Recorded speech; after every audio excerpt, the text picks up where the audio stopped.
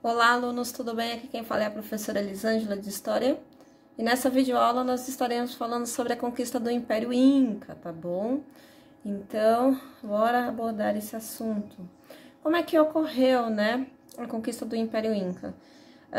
Ocorreu que durante 4 anos, né, houve algumas expedições aí, né, com caráter totalmente assim exploradoras, e Pizarro, né, junto com os seus sócios, que era Diego de Almagro e o padre Hernando de Luques, eles acabaram, né, ouvindo falar que tinha um império chamado Inca e que ele era, né, muito forte, poderoso e rico e influente.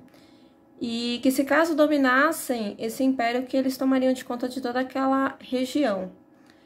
E o Pizarro, né, sabendo disso daí, ele acaba voltando para Espanha, pede permissão, né, para que o rei espanhol ele permita que haja essa conquista, e o rei, né, ele já dá o título de governador, né, para Pizarro, perante todas as terras que ele conquistar aqui no continente. A partir desse momento, o Pizarro ele volta, né, para a região que a gente conhece como do Panamá, e ele manda, né, Diego de Almagro, que era o seu sócio, para que ele consiga recrutar mais homens para que eles consigam fazer essa conquista, né, do Império Inca. Pizarro ele sai da região do Panamá apenas com 180 homens e 27 cavalos, então assim, era um exército basicamente medíocre.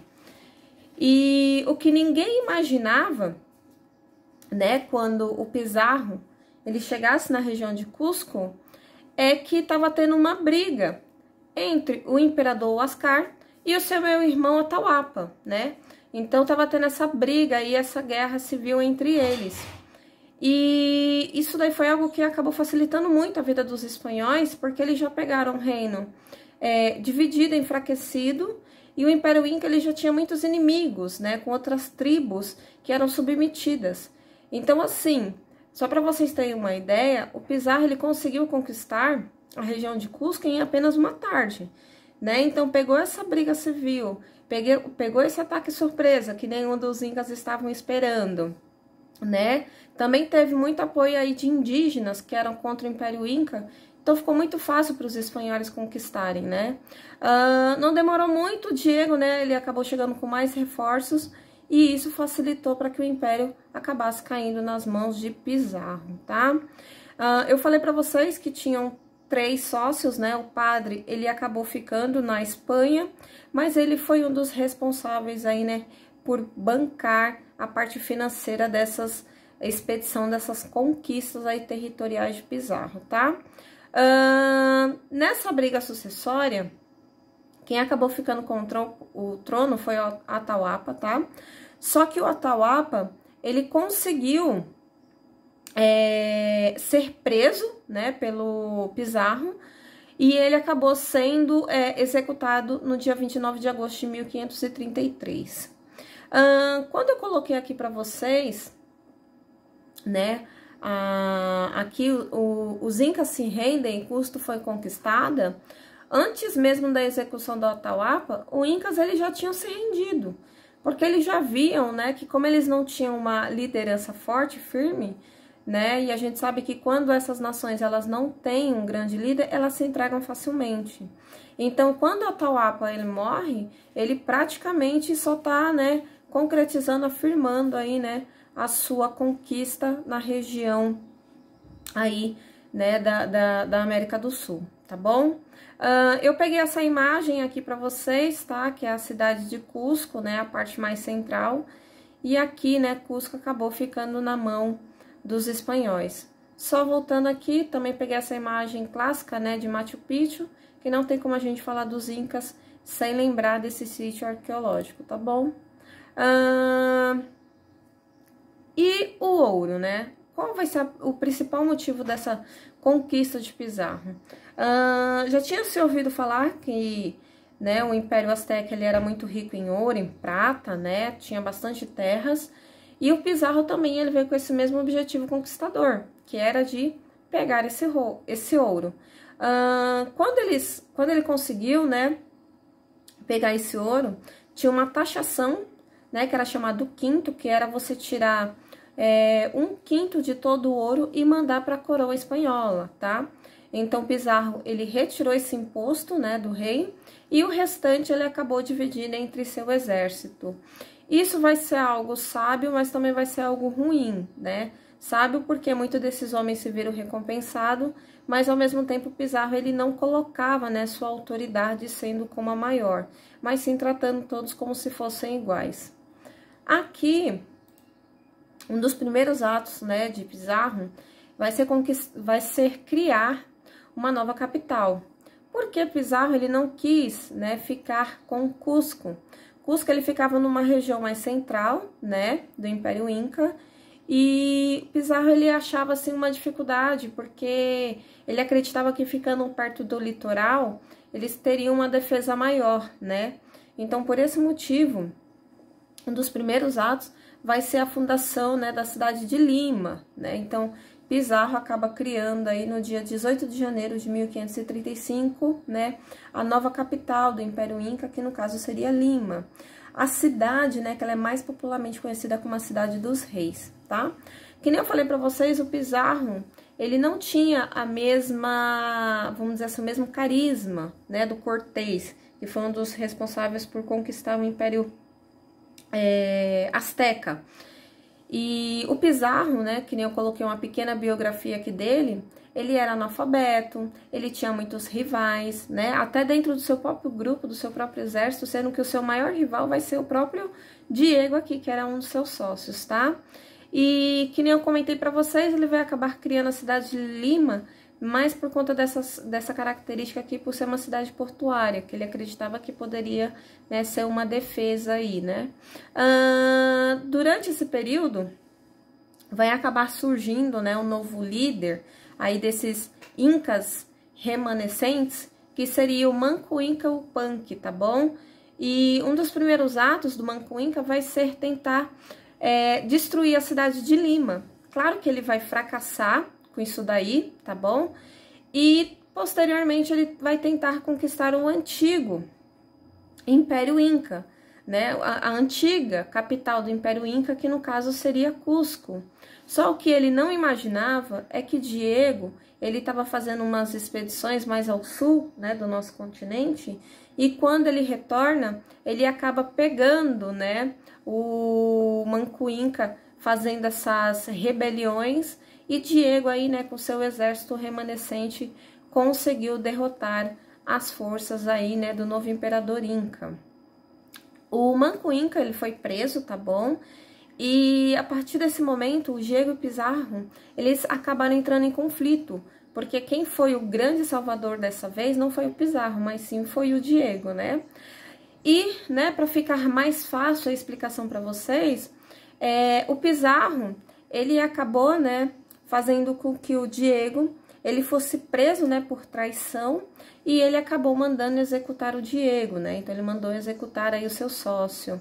Pizarro, ele vai acabar, né, sendo assassinado no ano de 1541, né, então a gente acha que o Pizarro, até por ter muitos inimigos, né, isso daí possa ter facilitado esse ato. E o Manco Inca, até então, que estava preso, ele conseguiu fugir, né? Ele se tornou um líder fugitivo, fazendo várias revoltas contra esses conquistadores aí do Império Inca, tá? Até que ele acabou sendo assassinado também no ano de 1544. Mas lembrando, mesmo Pizarro ele ter sido assassinado, né, o Diego sendo executado, o Império Inca ainda vai permanecer na mão dos espanhóis, tá bom? Aqui eu coloquei para vocês esse slide que eu achei bastante interessante, porque vamos estar falando, né, sobre o ponto de vista dos conquistados e dos conquistadores, tá? Os indígenas aqui que foram conquistados, eles tiveram, né, dois pontos de vista bastante controversos. Alguns indígenas, claro, acabaram se lamentando pela conquista do Império Inca, pelo assassinato em massa, né? Eles ficaram totalmente, vamos dizer assim, horrorizados com que aqueles habitantes, ou melhor, com que aqueles espanhóis eles fizeram, né, com aquele império que era considerado tão poderoso aqui na América do Sul. Mas claro que muitos desses inimigos, né, do Império Inca, eles acabaram ficando felizes de poderem terem ajudado, né, esses espanhóis, e muitos até se vangloriavam e dizendo que eles também foram os responsáveis por essa conquista.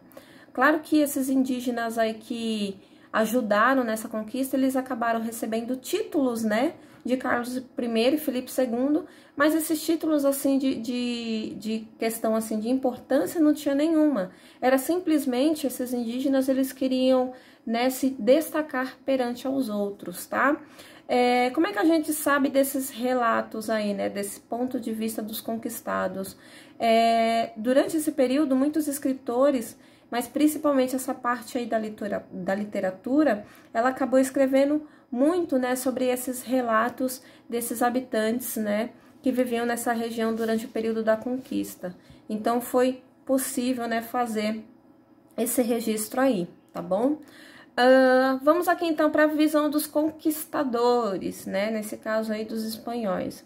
A visão dos conquistadores, para aqueles que ganharam algo financeiramente, né, vai ser totalmente justificado, porque eles acreditavam até que muitas dessas, né, desses indígenas, até por eles já terem outra religião diferente, né, de serem politeístas, que eles estavam fazendo algo até para agradar a Deus, né, então eles estavam, vamos dizer assim, retirando aquela dominância daqueles povos impuros, né, e entregando, né, para esses reinos católicos, que esses sim eram os corretos, e eles que eram os responsáveis por trazer o progresso para essa região, tá? Mas claro que grande parte desses europeus, eles vão ficar bastante, vamos dizer assim, preocupados quando eles ficam sabendo desses relatos, desses assassinatos em massa. Então, vai causar um espanto muito grande. Independente de religião, independente de ser outros povos, né? Mas essa questão humanitária, ela vai aflorescer e vai trazer um debate muito grande, tá bom? Na região europeia. Os espanhóis, eles tinham, né, um documento chamado requerimento, e esse documento, ele nada mais era, né, como se fosse um resumo da história cristã, né, da Bíblia, vamos assim dizer.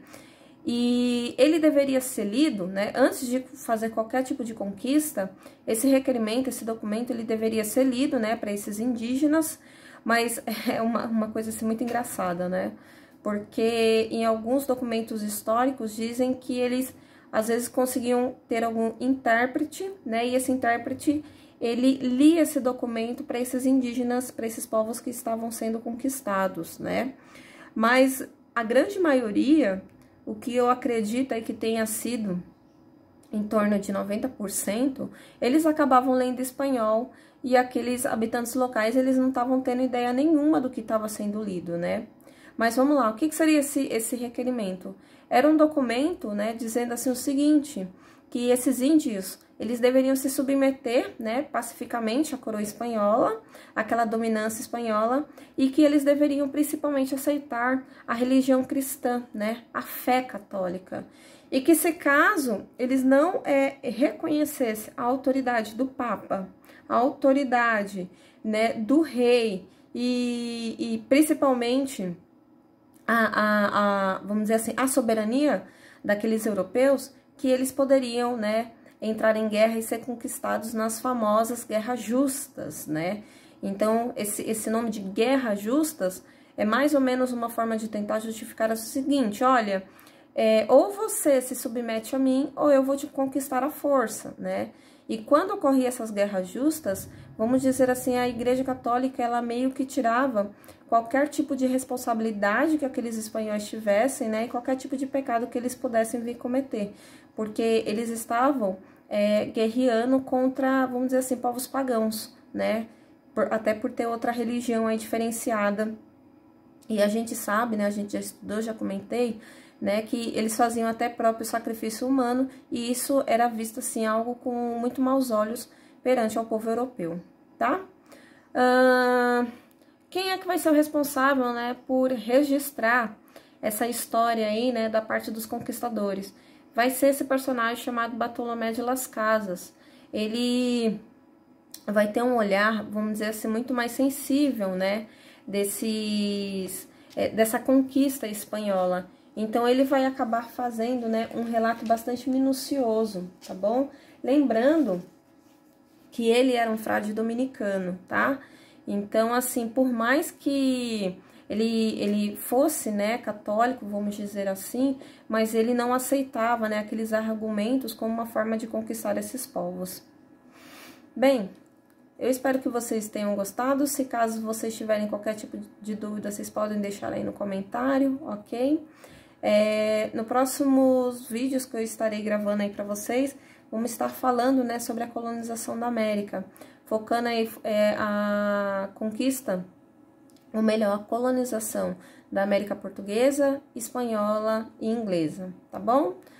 Gente, até o próximo vídeo. Beijo, beijo, tchau, tchau.